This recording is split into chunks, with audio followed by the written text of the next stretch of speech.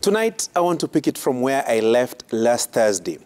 It was my submission 7 days ago, and still is, that politicians totally enjoy elections and find the space in between boring and unnecessary. Yet, this is the period that ought to be more vibrant as leaders deliver to the electorate what they promised while on the campaign trail. Essentially, when one is working, busy and meaningfully engaged, there is little time for noise and sideshows. More so, if the task one has undertaken has a time limit. An elective office has a term, in the case of our 2010 constitutional architecture, a 5-year tenure. So in 1,642 days, the Kenyan voters have a date with the ballot to determine if the current crop of leaders, right from the presidency to the county assemblies, will deserve a fresh mandate or not. Ideally, the principal consideration in making that determination ought to be performance and an assessment of how much leaders elected on 9th of August 2022 have fulfilled their campaign pledges. But I'm well aware that in politics, the ideal does not necessarily work. Anyway, last evening, National Treasury Cabinet Secretary Professor Njuguna Ndung'u openly told the country that our economy is on its knees, that we are broke, that we're in a financial hole, that our needs as a nation do not match with the revenue collected.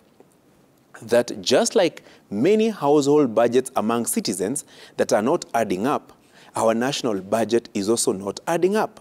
In street lingo, they would say, the math is not mathing.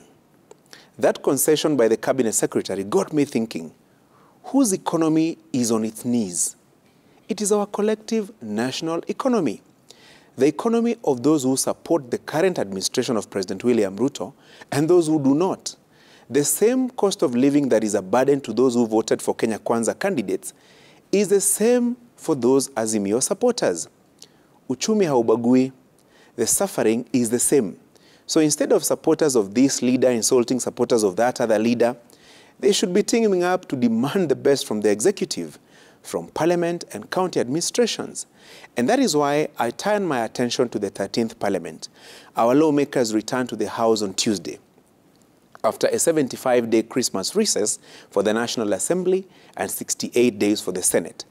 During this break, many things happened on the political scene. The all too familiar political fault lines informed positions taken by the parliamentarians, be it on matters taxation, how the August 9th presidential election was conducted, who is to blame for the current biting cost of living, you name them. But while at it, our lawmakers participated in regional competitions, games, and were happily doing so. Political persuasions aside, they were in Mombasa and Naivasha for retreats.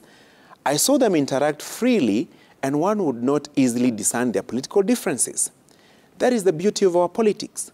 Unfortunately, that plays out at the top level among their supporters, the enmity never seems to go away.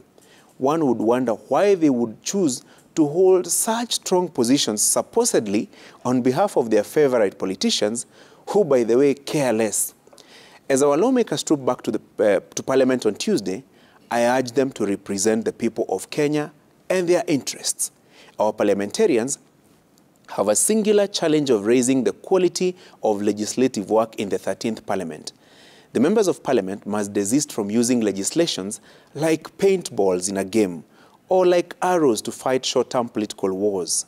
The current discourse on the IEBC selection panel, for example, as outlined by the IEBC Amendment Act of 2022, confirms our fluid political system.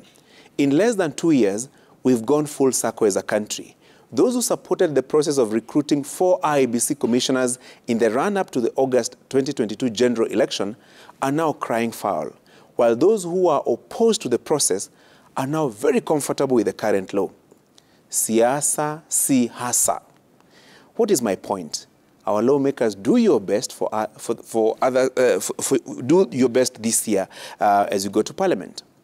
When the National Treasury Cabinet Secretary says we are broke, you, our representatives in the August House, have a huge assignment on your hands. In any case, Parliament plays a pivotal role in budget-making process. Keenly read the supplementary budget and make decisions with the best interest of the Kenyan people. Reject any wastage. Prioritize that which will address the current cost of living. Scrutinize the Auditor General's report and be very firm with those who are found to have misused funds allocated to their dockets. And while at it, keep an eye on the tax measures. Speak for us. Represent us.